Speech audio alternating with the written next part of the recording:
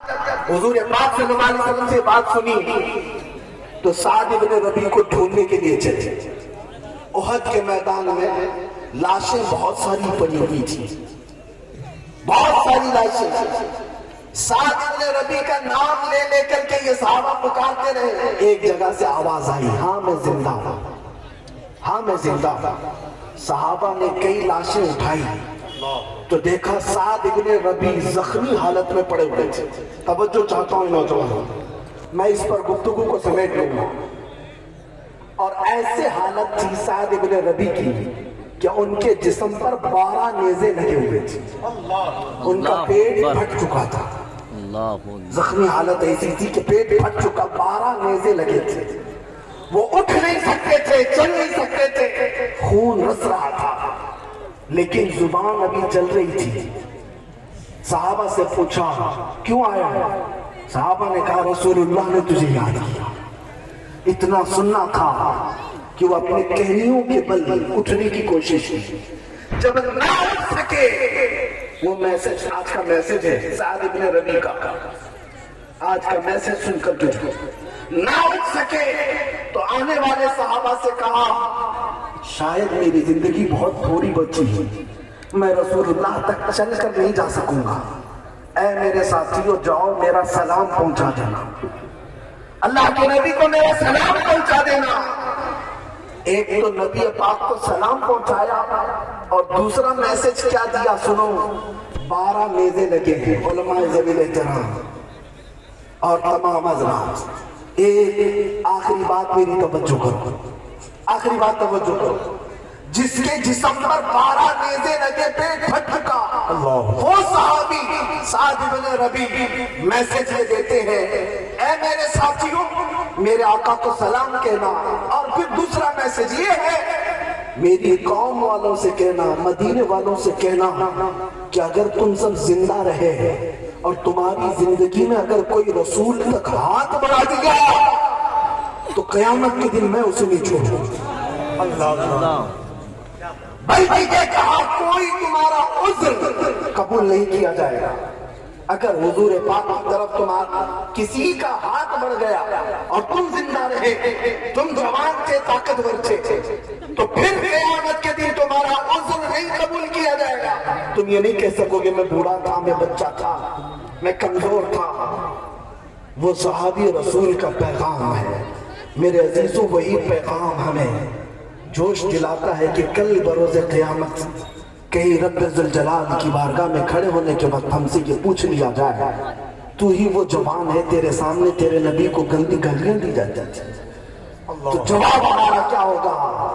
اے نوجوانوں کیا تم یہ کہو گے کہ اللہ میں تو رات بھر فیس بک چلانے میں مصروف رہتا تھا، انسٹاگرام چلانے میں مصروف رہتا تھا، گیم کھیلنے میں مصروف رہتا تھا، اس لیے میرے عزیزو طاقت و استطاعت جتنی ہے میرے آقا کی عزت کا دفاع کرنا ہر مسلمان پر واجب ہے، ہر مسلمان پر واجب ہے۔ ہم اپنے نبی پاک صلی اللہ علیہ وسلم کی عزت کا دفاع کیسے کر سکتے ہیں؟ میں یہ نہیں کہتا کہ سڑکوں پر آ جاؤ، میں نہیں کہتا کہ پروٹیسٹ اور دھرنے اور آندولن پر بیٹھ جاؤ، یہ تو لاسٹ والی چیز ہے، یہ بڑی آسان سی چیز ہے۔ میں یہ کہتا ہوں اگر نبی پاک کی عزت اتنی زیادہ فکر ہے تو عہد کرو اے نوجوانوں کو کہ دنیا میرے مصطفیٰ کی طرف انگلی اٹھاتی ہے، میں قسم کھا کر کے کہتا ہوں اب جیوں گا تو مصطفیٰ کے طریقے پر اللہ سبحان اللہ سبحان اللہ، بہت اچھا حضور کے اخلاق پر جیوں گا۔ دنیا مجھے تانا دیتی ہے تو دے، کوئی مجھے سے جلتی ہے تو جلے، کڑتی ہے تو کڑے، دنیا ننگا گھومنے پر آج فخر کرتی ہے تو مکینے گنبد خضرا کے اخلاق پر کیوں نہیں فخر کر سکتے؟ اللہ کیا بات ہے، کیوں نہیں فخر کر سکتے؟ دنیا کا سب سے حسین چہرہ میرے مصطفیٰ کا چہرہ، دنیا کے سب سے عظیم اخلاق میرے مصطفیٰ کے اخلاق ہیں۔ اگر اس چہرے کی اور اس اخلاق کی پیروی نہ کرو گے تو پھر کس کی کرو گے؟ عزیزان گرامی وقار، اسی لیے اعلیٰ حضرت کی بات سنو۔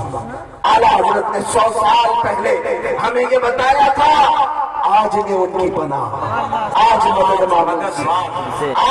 ان کی پناہ، آج مدد مانگ ان سے، کل نہ مانیں گے قیامت میں اگر مان لیا، کل نہ مانیں گے قیامت میں اگر مان لیا، اس لیے کہ قیامت میں بہت سارے لوگ ماننے کو تیار ہوں گے، کیونکہ پتہ ہے وہاں عزت ہوگی تو رسول اللہ کی ہوگی، عرش حق ہے مسند رفعت رسول اللہ کی، دیکھنی ہے حشر میں عزت رسول اللہ کی، حضور کی عزت نہ دیکھ کر ہر کوئی کہے گا، لیکن کمال یہ ہے اے نوجوان آج آ جا ان کے دامن میں، آج آ جا ان کے قدموں میں۔ اقبال نے سچ کہا تھا، آبروئے ماں زنام مصطفیٰ است، ہم سب کی عزت و آبرو مصطفیٰ کریم کے قدموں سے وابستہ ہے۔ ابھی میں بیٹا تو ہمارے بڑے بزرگ عالم دین ہیں، آپ نے مجھ سے یہی فرمایا کہ آج جو لوگ آپ سے محبت کر رہے ہیں یہ میرے مصطفیٰ کا انعام ہے، اور حقیقت ہے جب تک بکے نہ تھے تو کوئی پوچھنا، یا رسول اللہ تم نے خرید کر ہمیں انمول کر دیا، تم نے خرید کر ہمیں انمول کر دیا، اسی لیے میں یہ پیغام بھی دے کر کے جاؤں گا، اے نوجوانوں بے دام ہی بک جائیے بازار نبی میں، بے دام ہی بک جائیے بازار نبی میں، اس شان کے سودے میں خسارے نہیں ہوتے، جو حضور پاک کی وفاداری پر آ جاتا ہے اللہ ساری کائنات کو اس کے لیے مسخر کر دیتا ہے، دلوں کو اس کی طرف پھیر دیتا ہے۔ جو نبی پاک کا غلام ہوتا ہے وہ زندگی میں بھی راج کرتا ہے اور قبر میں جانے کے بعد بھی راج کرتا ہے، اس کی عزت میں کوئی کمی نہیں آتی، اس لیے آؤ نبی پاک کے قدموں میں آؤ۔ ہمارے بزرگوں نے، ہمارے علماء نے تو تمہیں میسج دیا، بار بار یہ چیخ چیخ کر تمہیں بلاتے ہیں، نوجوانوں اپنے اخلاق کو سنوارو، اپنے اخلاق کو سنوارو۔ آج مجھے بڑا افسوس اس بات کا ہوتا ہے، سب سے زیادہ نشہ ہمارے محلوں میں ہے، سب سے زیادہ نشہ ان نوجوانوں کے ہاتھوں میں ہے جن کی نسبت میرے مصطفیٰ سے ہے۔ تم کو اگر کوئی غلام رسول کہتا ہو، تمہارے گھر کے آس پاس نشہ بکتا بھی ہے، نشہ کرتے بھی ہو، کل قیامت کے دن میرے مصطفیٰ کو چہرہ بھی دکھانا ہے۔ اے میرے عزیزوں، تمہاری آنکھیں اگر آوارہ ہو جاتی ہیں تو یہ بڑے شرم کی بات ہے، اس لیے کہ تمہاری آنکھیں صرف اور صرف دیدار مصطفیٰ کے لیے ہونی چاہیے۔ نبی اپنی حیا کو سنبھالو، اپنے اخلاق کو سنبھالو، اور معاشرے میں ایک ایسا انقلاب لے آؤ کہ جدھر سے گزرے مدینہ الرسول کی خوشبو آنے لگے، میرے مصطفیٰ کریم صلی اللہ علیہ وسلم کے اخلاق کی خوشبو آنے لگے۔ بس میں اسی پر گفتگو کو سمیٹتا ہوں، ختم کرتا ہوں، لیکن اس عہد کے ساتھ آج حضرت علامہ مولانا قاری امانت رسول صاحب کے اس عرس میں، جس کو برسوں سے عرس اعلیٰ حضرت کے طور پر منایا جا رہا ہے، اور حضرت کی وصیت کے مطابق ان کا عرس بھی اسی عرس میں ضم کر دیا گیا ہے۔ اللہ کرے کہ یہ عرس ہمیشہ پیغام دیتا رہے اور اتحاد اہل سنت کا یہ مرکز بنا رہے۔ ایک خاص بات جو محسوس کیا، اور مولانا رضا رسول صاحب کی بھی خواہشات کو میں نے جو سنا، الحمدللہ بڑی خوشی ہوئی۔ میں قاری صاحب قبلہ رحمت اللہ تعالیٰ علیہ کو بھی دیکھتا تھا کہ وہ جب تک زندہ تھے ظاہری حیات میں ہمیشہ اہل سنت و جماعت کو جوڑنے کی کوشش کرتے رہے، علماء مشائخ سادات سب سے ان کے رابطے تھے۔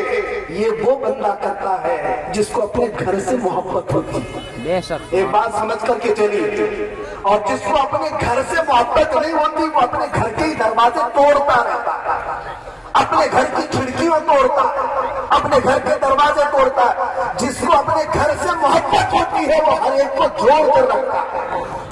اسی لیے حضرت علامہ قاری امانت رسول صاحب کو دین اسلام سے مسلک اعلیٰ حضرت سے ہٹ کر کے پیار تھا، اسی لیے جو اعلیٰ حضرت کا نام لیتا تھا اس کو اپنے ساتھ جوڑ کر رکھتے تھے۔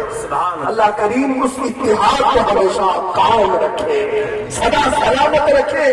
مولا کریم ہم سب کو حضور پاک کے قدموں کی، ان کی عزت کی حفاظت کرتے کرتے آخری سانس لینے کی توفیق عطا فرمائے۔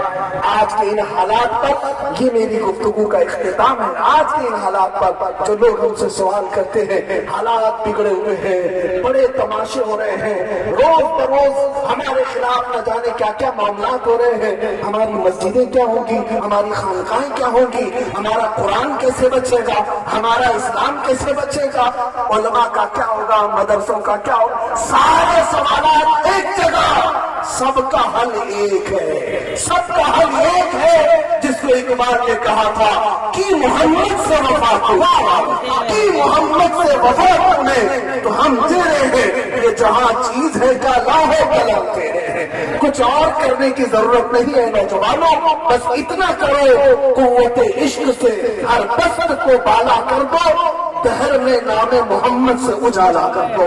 وآخر دعوانا الحمدللہ رب العالمین۔